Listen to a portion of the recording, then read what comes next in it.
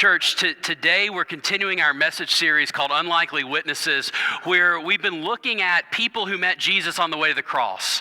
And so Jesus was walking and kind of towards the end of his life, he was preparing to make his way to the cross. And there was all these forces that were coming against him and spiritual realities. But there were also some people that just met Jesus. And some of these people knew who Jesus was. Some of these people followed Jesus. Some of these people had never met Jesus before.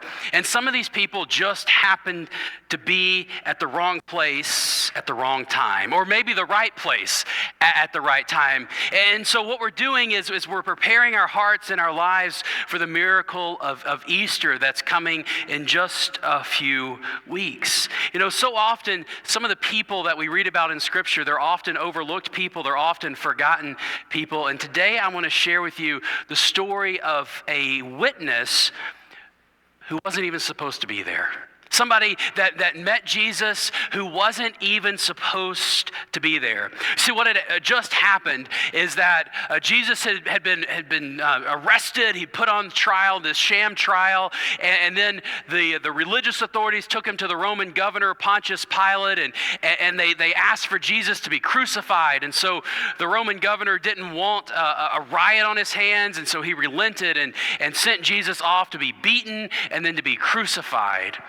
And so Jesus was after he was beaten, he was kind of wrapped up and led away to be crucified. Luke, the story that I want to share with you today comes from the book of Luke, which is the fourth book in the New Testament that tells us about Jesus. And in Luke chapter 23, this is what we read. As they led Jesus away, they grabbed Simon, a man from Cyrene, who was coming in from the countryside. They put the cross on his back and made him carry it behind Jesus. A huge crowd of people followed Jesus, including women who were mourning and wailing for him. So there's all this commotion that's happening. Jesus is being led away. He's being led out of the city up on a hill so that everybody can see him. You see, the Romans, when they killed people by crucifixion, it was a public ordeal because they wanted to make sure to serve as an example for everybody else. And so when people were violent against the empire, they would put them up on a tree and kill them in a public way so that others, so to serve as a deterrent for others. And that's what's happening to Jesus. But the officials, the soldiers that are guarding Jesus, that are leading him to the cross, they realize that he's struggling. And the reason Jesus is struggling is that Pilate didn't just send him to be crucified, he sent him to be beat, to be whipped, and then to be led away. And so Jesus, his body is breaking down. He's supposed to be carrying his cross, but he's breaking down. And then the Romans grab this guy named Simon out of nowhere and make him carry the cross. Now, I think when most people think about somebody carrying the cross, usually what we imagine is that they're carrying the whole cross. You know, the vertical piece and then the horizontal piece. And maybe we've seen like street preachers doing this or images in culture where we've seen people carrying a cross. And usually it's the whole thing, the vertical beam and the horizontal, the cross beam. But what's likely would have happened, instead of carrying the whole thing, they would just be carrying that horizontal beam, the cross beam. And the vertical post might already be at the site of the execution. And so really what's happening is that there's a huge beam that's placed on the shoulders of the condemned, and they're supposed to walk towards execution. But Jesus is stumbling. He's falling. And to be honest, as I've read this story before, I've always kind of overlooked the fact that somebody else carried Jesus' cross. I've always kind of overlooked the fact that this guy named Simon was made to carry the cross. I've known about it, but I've never really explored what it meant. So he really is an unlikely witness. But the more I've looked at Simon, the more we look at Simon, the more we realize how he got there and how he was never supposed to be there in the first place. I mean, we read that Simon was a man from Cyrene. And Cyrene is a town in northern Africa, kind of in modern day Libya. And so Cyrene was like an 850-mile journey from his home to Jerusalem. And that's a long trip today, and that was an especially long trip, an expensive trip for a man to take 2,000 years ago. Luke doesn't tell us, but it's likely that Simon was a Jew, and there was a Jewish community in his hometown, and so it's likely that he was a Jew and he was visiting Jerusalem, not just like on a jet-setting holiday, like he was visiting Jerusalem for a pilgrimage. For religious reasons. He was likely in Jerusalem for the Passover. It's more likely that he scraped and saved perhaps his whole life so he could go on this trip and experience the Passover in Jerusalem. It was a lifelong dream of him. He probably worshiped God and he wanted to be next to the temple that was there. He wanted to eat the Passover with fellow Jewish siblings. He wanted to be obedient to God, and it was likely a once-in-a-lifetime experience for him. When I was preparing for this, I was reading the words of another, Rachel Billups, who's a pastor, and she has a book called Unlikely Lent. And in this book, she tells the stories of some of these unlikely witnesses, and it's inspiration for some of what I'm sharing with you. But I wanted just to kind of share with you some of her words, because she paints, I think, the Simon and this whole encounter in such vivid language that I couldn't do it as service. So I just wanted to share it with you. She writes, filled with awe and wonder, the city was more vibrant and chaotic than Simon ever imagined. Jerusalem's streets were packed with merchants calling out their wares. Now, I can imagine what it might have been like for Simon. You see, in 2012, I had the opportunity to travel to the Holy Land, to go on a similar pilgrimage as Simon did. It was much less expensive than it would have been for Simon, much less impactful than it would have been for Simon. But here I was, also in the city of Jerusalem. And when our group was staying in the city of Jerusalem, we made our way to what's now called the Old City, and it is packed with narrow alleyways. It's packed with markets. If you've seen like movies and stuff, you can probably imagine what it's like with colors of fabrics places, with shops and restaurants just kind of packed in narrow alleyways. And these narrow alleyways, they beckon you. There's restaurants that beckon you. And in fact, our group had been walking for quite some time, and we were looking for a place to eat. We were trying to read the signs, and we almost walked into this restaurant. But as we were doing this generous Palestinian woman, she pulled us aside and said, "No, don't go there." So what did we do? We followed her. She led us through the side streets. She led us through, I don't know where she led us, but she led us to this stall that they were selling falafel and making shawarma, and these well-trained cooks who have been practicing for centuries of handed down tradition built some of the best falafel and shawarma sandwiches that anyone could ever imagine. And the locals had lined up. Arabic was just in the air speaking, the smells of the fry oil. It was all just there, and everybody was being incredibly generous to these American tourists. It was very hospitable lady, just gave us one of the best experiences we could have ever had.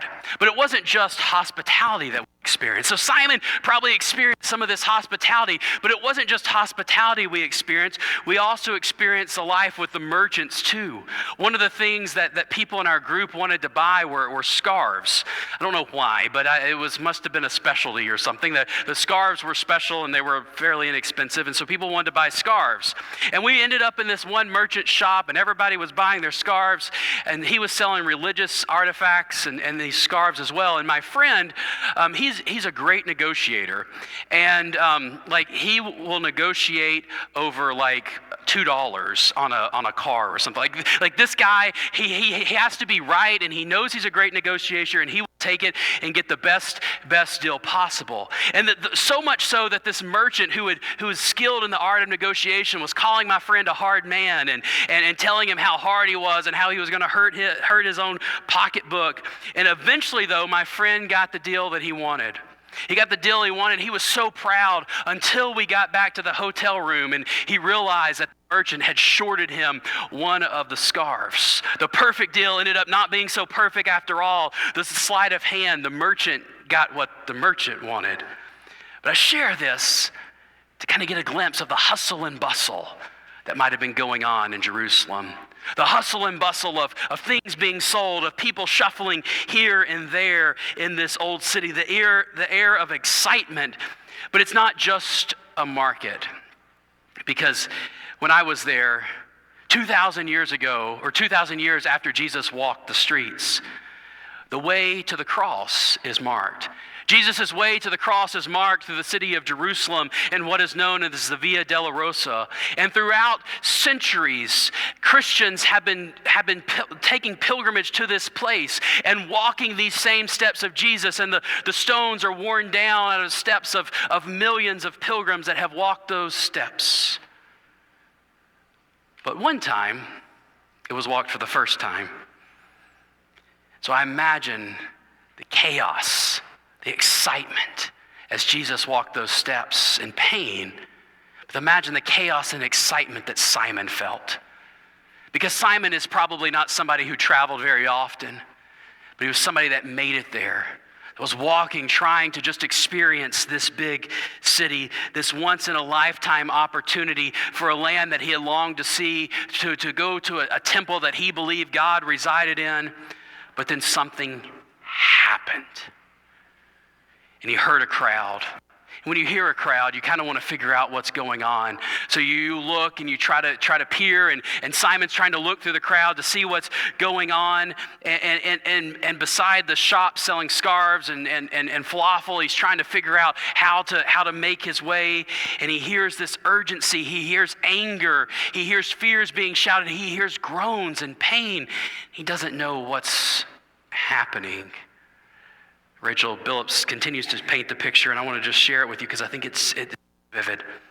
Suddenly, as this excitement is happening, Simon noticed Roman soldiers pushing a man forward, his back bent under the weight of the beam. Simon stepped forward to get a closer look. Blood stained the stranger's brow, where a crude crown of thorns was placed into his skin. Simon winced, but he couldn't look away. He was transfixed. He watched. The man stumbled, collapsing to the street. His breath was ragged. And Simon didn't mean to, but he cried out. And it was then that a soldier noticed him. But before Simon could turn away, one of the soldiers grabbed him by the arm and said, "You carry this man's cross." The words were not a request, they were a command. Carry this man's cross. He was only a visitor, a mere tourist. Simon didn't sign up for this. He quickly looked away from the soldier. He tried to perhaps get away. He quickly looked away from the soldier. He saw the eyes of the suffering man. Who is this? There was something in those eyes, though, the pain, the exhaustion, yet something deeper that felt like love that would not let him go. And so Simon lingered for a moment, staring at this man's expression, nearly perhaps taking his breath away. Simon's mind is racing. The questions just keep coming. Who is he? What is he doing? Why am I here? Why are they crucifying him? But there's no time for answers because the Roman soldiers have a job to do, and they pull him one more time and say, "Just get up and carry this guy's cross." Simon had come for a pilgrimage. Simon had come to witness something his parents told him about, to eat the Passover meal in the city of God. But now he's faced with violence. Now he's faced with carrying the cross of a condemned man. And surely he had to be a little scared. It's like, what's happening? Would the Romans just let him go after he got to the destination? Would he be able to go on his way? But he followed the directions, probably out of fear of what would happen. but it was heavier than he expected. Its splinters pressed into his skin as he followed the condemned man through a nearly violent crowd. Step by step, he walked with the man, a stranger bound to another's suffering, and the walk was painful, not merely because of the weight of the beam, but because he began understanding something very different was happening. The man was no mere religious rebel. Of course, there were many that were condemning the man, but there were others who were following him. Many women whose faces they were struck with deep grief. They reached out to touch this criminal. How could so much love and hate coexist in the same place? The weight seemed unbearable. But something strange was happening. And although Simon's body ached, his heart and his head stirred, he did not know this man, but somehow he felt in this moment that he was being forced by, it was not just a force of burden, something was happening. This was more than a mere command by a Roman soldier. He didn't sign up for this, yet there was no mistake. This moment was an invitation, a calling to something greater. Friends, the cross for Simon began as a burden, but it slowly became something different. Under the weight of the beam, we see the suffering up close. He saw the agony of the condemned, walking step by step with Jesus, carrying the weight that Jesus would soon bear on his own shoulders. And in these moments, it seems like this unwanted burden became something more. Maybe faith. A little is known about Simon before this event. Really, nothing is known about Simon before this event, and little is known about Simon after this event. But we do have some clues. Another writer telling us about this is Mark. Mark writes another one of the stories about Jesus, and Mark gives us a little more insight into who Simon might have been. Mark tells us that in chapter 15, verse 21, that in addition to Simon being from Cyrene, he was also the father of Rufus and Alexander. Now, in my mind, this begins to indicate that a change was happening in Simon's life, because he had been the man from Cyrene, but now he is also now he's also Alexander and Rufus's father. And if he's known as the father of these two guys, it means that the people that Mark is writing to know who Alexander and Rufus are. You're not going to introduce somebody to somebody else if they don't know who they are. And to get an even deeper look at this, because Rufus appears again in the New Testament. One of the leaders in the early church, a guy by the name of Paul, he once wrote a letter to the Christians living in Rome, and one of the things that Paul would often do in his letter is he would send greetings to the people that he knew, to the people that might be known by Paul or by other Christians. And so in Romans 16, verse 13, Paul says, "Say hello to Rufus, who is an outstanding believer, along with his mother and mine." So Paul is writing and saying, say hello to Rufus. So by the time of the early church, Rufus, now this is the only Rufus we know about in the New Testament. Rufus is a well-known, outstanding follower of Jesus in Rome. And most scholars believe that this is likely the same Rufus whose father is Simon. Now, for Simon's son to know about Jesus, something must have happened to Simon. Rufus's father didn't just know about Jesus, he carried Jesus' cross. It's amazing that this one moment of contact, this chance encounter by somebody who wasn't even supposed to be there, likely transformed a lifetime of faith. Not just for himself, but for the next generation. Once Simon had this experience with Jesus, he became invested in growing the next generation of faith by telling his son about Jesus. With this in mind, Simon's story begins to sound something like what Jesus once told his followers.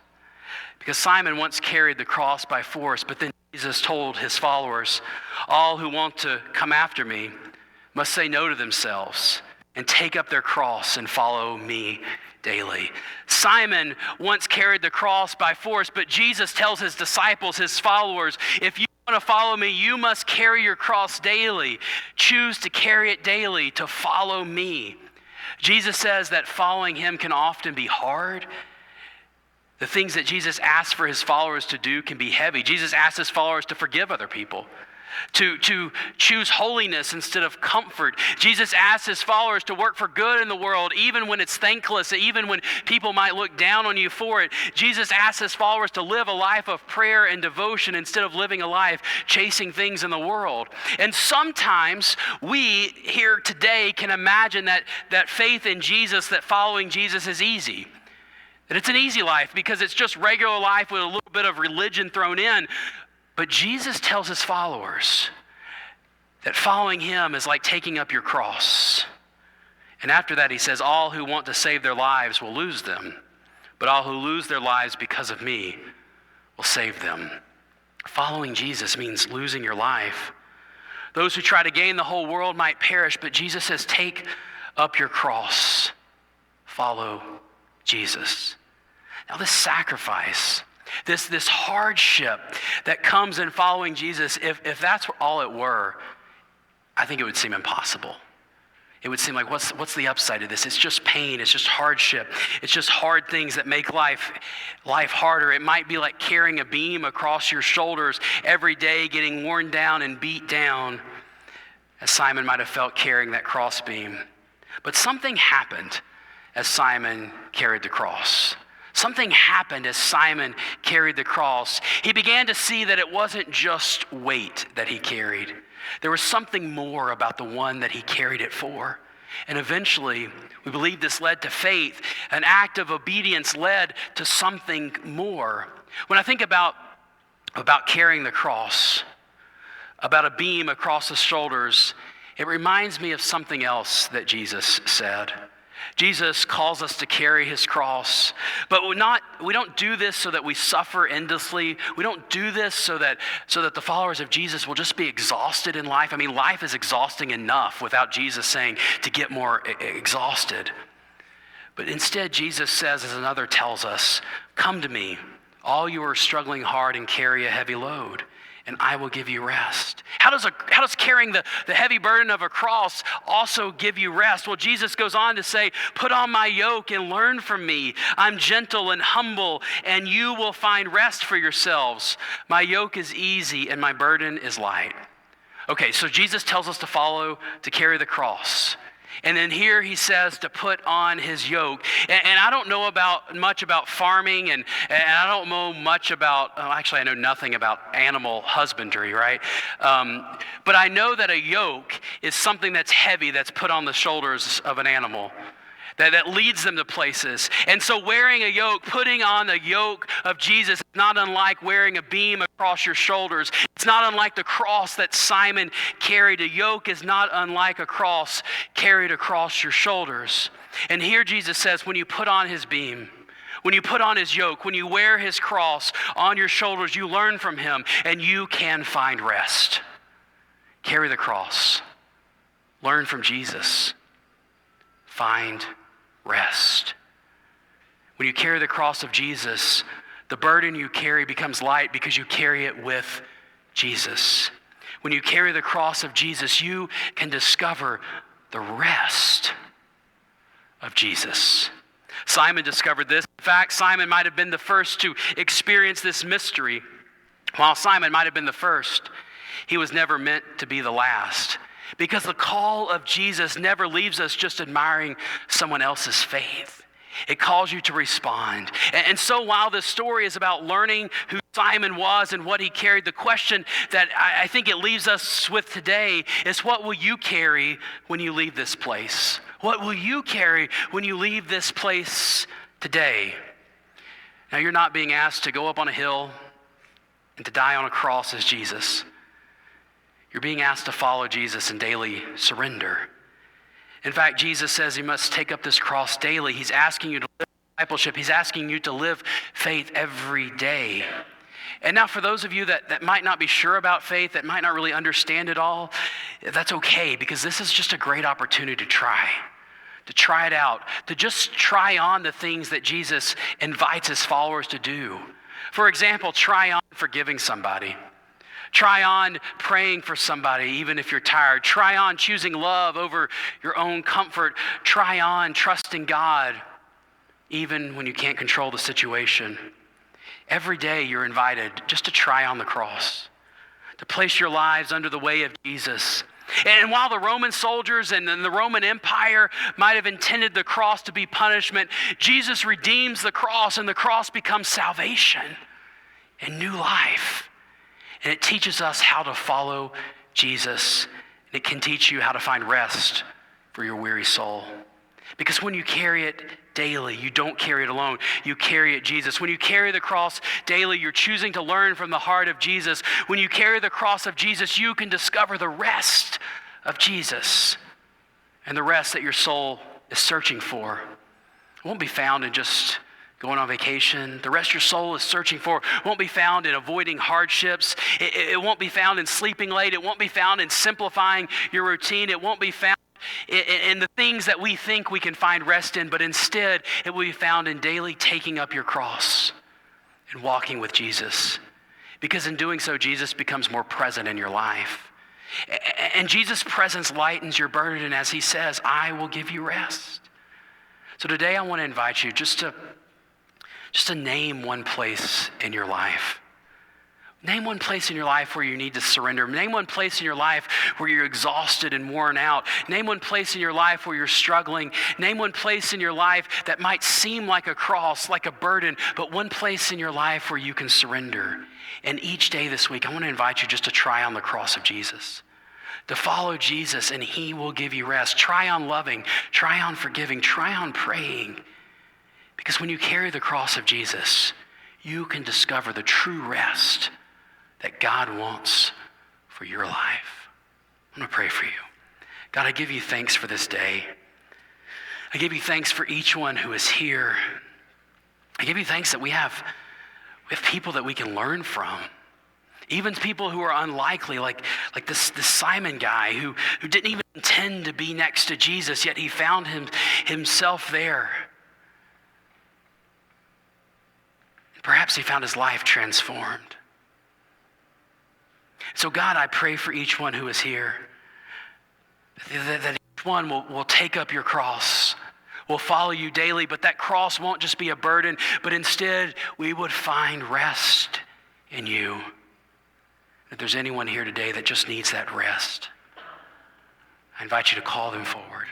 Just call them out in your love and help them to respond. I give this all to you in the name of Jesus Christ, I pray. Amen.